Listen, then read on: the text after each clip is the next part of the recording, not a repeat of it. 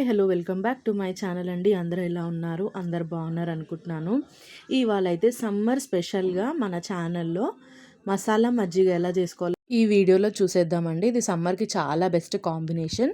So దీనికోసం ముందుగా అయితే కొద్దిగా పుదీనా, ఇంకా వేయించిన జీలకర్ర పొడి, కొద్దిగా పచ్చిమిర్చి, ఇంకా కొంచెం అల్లం, ఇవన్నీ తీసి మనం రెడీగా పెట్టుకున్నామంటే మనకి ఇది చేసుకోవడం చాలా ఈజీ అనమాట. బటర్ మిల్క్కి మనం ఇక్కడైతే పెరుగు తీసుకుంటున్నాము. మంచి చిక్కటి పెరుగు అనుకోండి, గడ్డ పెరుగు అనుకోండి, మనకి టేస్ట్ బాగుంటుంది. మీకు మ్యాక్సిమం దొరికినంత వరకు అయితే చిక్కటి పెరుగు అయితే తీసుకోండి. మనకు స్వీట్ షాప్లో కూడా మనకి తీయటి పెరుగు ఉంటుంది కదా, అది తీసుకున్నా పర్లేదు.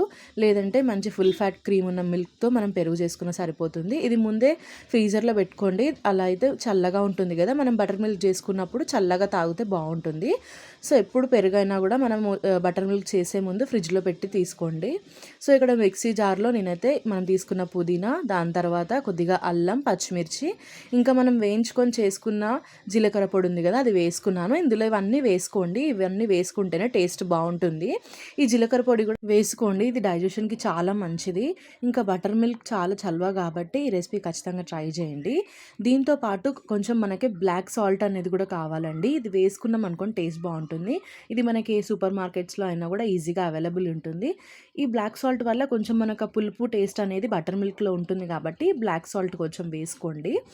లేదు మా దగ్గర అంటే నార్మల్ సాల్ట్తో అయినా కూడా ట్రై చేయొచ్చు, బట్ దీంతో కొంచెం టేస్ట్ డిఫరెంట్గా ఉంటుంది. దాని తర్వాత మిక్సీ మూత పెట్టేసుకొని దీన్ని మంచిగా పేస్ట్లా చేసేసుకోండి.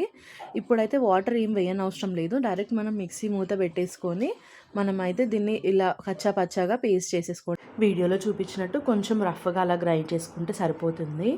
మీరు కొంచెం పేస్ట్లా కూడా చేసుకోవచ్చు, కానీ ఇలా రఫ్గా చేసుకున్నాం అనుకోండి మనకు తినేటప్పుడు కొంచెం ఆ ఫ్లేవర్ అనేది పంట కింద పడుతూ బాగా తెలుస్తుంది. ఇక్కడైతే నేను 2 గ్లాసెస్ వరకు మజ్జిగ చేసి చూపిస్తున్నాను. ఇదే క్వాంటిటీలో మీరు ఇంక్రీజ్ చేసుకోవచ్చు. ఇక్కడ నేనైతే ఒక 1 కప్ వరకు పెరుగు తీసుకున్నాను అనమాట. ఇది పెద్ద బౌల్ కాబట్టి అందులో హాఫ్ తీసుకున్నాను. మెజర్మెంట్ వైజ్ అయితే 1 కప్ సరిపోతుంది. ఇక్కడ మంచిగా మిక్సీ పట్టేసుకోండి. దీని తర్వాత మీకు కొంచెం కావాలంటే ఐస్ వాటర్ వేసుకోండి, ఎందుకంటే మనం అంత చిక్కగా మజ్జిగ తాగలేం కాబట్టి చల్ల నీళ్ళు వేసుకొని మళ్ళీ ఒకసారి మిక్సీ పట్టుకున్నాం అనుకోండి మన మజ్జిగ అయితే రెడీ అయిపోతుంది. ఇక్కడ ఇంకా మనం సర్వ్ చేసేసుకోవడమే.